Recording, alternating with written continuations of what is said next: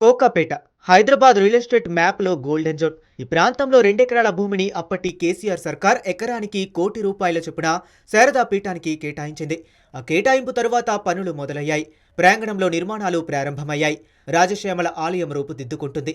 నిర్మాణాలు చివరి దశకు చేరువలో ఉన్నాయి. అంటే ఇది కేవలం ఫైల్లో ఉన్న భూమి కాదు, గ్రౌండ్పై కాంక్రీట్గా నిలిచిన నిర్మాణం. కేబినెట్ భేటీ భూమిని వెనక్కు తీసుకోవాలని నిర్ణయించింది. ఆ విషయం ప్రభుత్వం ప్రకటించింది.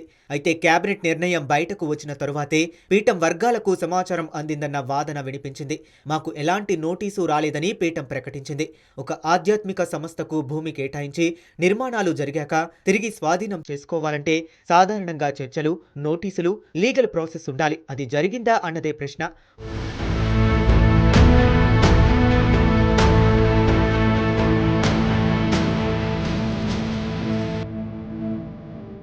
ఒక దశలో ఈ భూమిని జలమండలికి కేటాయిస్తున్నట్లు వార్తలు వచ్చాయి.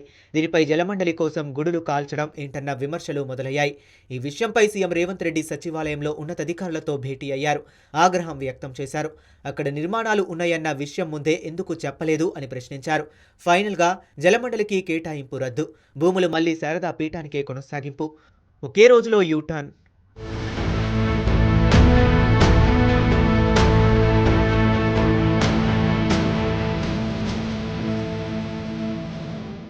కేబినెట్ నిర్ణయం బయటకు వచ్చిన తర్వాత హరీష్ రావు అక్కడకు వెళ్లి పరిశీలించారు.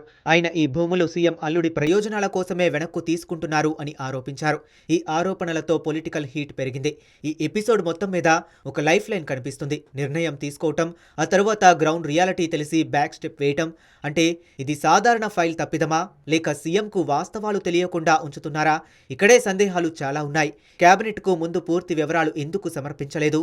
గ్రౌండ్ రిపోర్టు లేకుండా ఫైల్ క్లియర్ అయ్యిందా? సీఎం వద్దకు వెళ్లే సమాచారంలో ఫిల్టర్ ఉందా, లేదా ఇది రాజకీయ ఒత్తిడితో తీసుకున్న రివర్స్ నిర్ణయమా?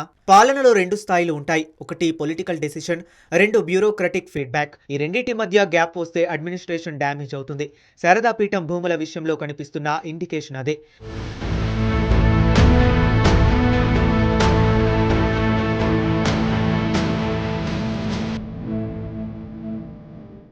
ఒకవేళ ముఖ్యమంత్రి పూర్తి సమాచారం లేకుండా నిర్ణయం తీసుకున్నట్లయితే అది అడ్మినిస్ట్రేటివ్ ఫెయిల్యూర్. లేదంటే పూర్తి సమాచారం ఉన్నప్పటికీ రాజకీయ ఒత్తిడితో రివర్స్ తీసుకున్నట్లయితే అది పాలనలో స్థిరత్వంపై ప్రశ్న. నిర్ణయం కంటే ముందు సమాచారం, సమాచారం కంటే ముందు సమన్వయం. అది లేకపోతే పాలనలో సమస్యలు తప్పవు.